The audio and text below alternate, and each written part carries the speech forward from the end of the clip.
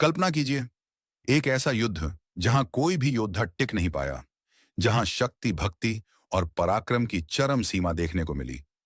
ये कहानी है महाबली हनुमान के एक ऐसे युद्ध की जिसने देवताओं तक को चौंका दिया। क्या हुआ था उस युद्ध में? कौन था वह जो हनुमान जी के बल को चुनौती देने की भूल कर बैठा?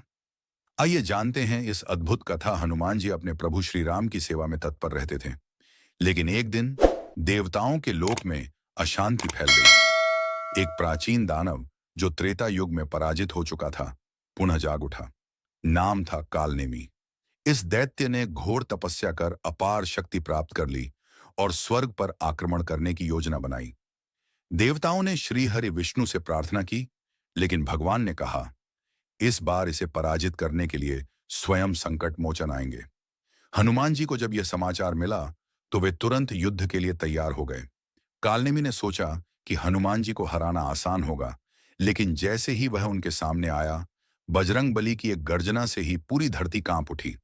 कालनेमी ने अपनी मायावी शक्तियों से 4 विशालकाय राक्षस उत्पन्न किए, लेकिन हनुमान जी ने एक ही प्रहार में उन्हें भस्म कर दिया। अब कालनेमी ने एक छल किया। उसने आकाश में माया से हनुमान जी की छाया उत्पन्न कर दी, जिससे ऐसा प्रतीत हो कि हनुमान जी का ही प्रतिबिंब उनसे युद्ध कर रहा है। परंतु संकट मोचन ने अपनी बुद्धि और शक्ति से इस माया को पहचान लिया। हनुमान जी ने ध्यान लगाया और अपने पंचमुखी रूप को धारण कर लिया। 1. नरसिंह मुख, जिसने मायावी छाया को नष्ट कर दिया। 2. गरुड़ मुख, जिसने विषैले दुष्टों को निगल लिया।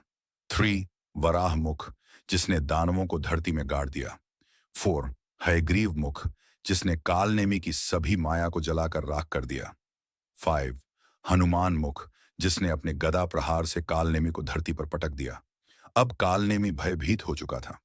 उसने हनुमान जी से क्षमा मांगनी चाहिए, लेकिन पवन पुत्र ने कहा, जो अधर्म की राह पर चलता है उसका नाश निश्चित है।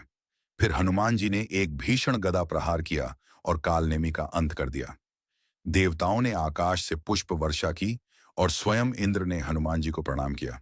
इस प्रकार हनुमान जी ने अपनी अपार शक्ति और बुद्धि से न केवल देवताओं की रक्षा की, बल्कि यह भी सिद्ध कर दिया कि जब तक वे हैं तब तक अधर्म टिक नहीं सकता। तो मित्रों, ये थी हनुमान जी के अद्भुत युद्ध की कथा। अगर आपको यह कहानी पसंद आई तो इसे लाइक करें, शेयर करें और हमारे चैनल को सब्सक्राइब करना न भूलें।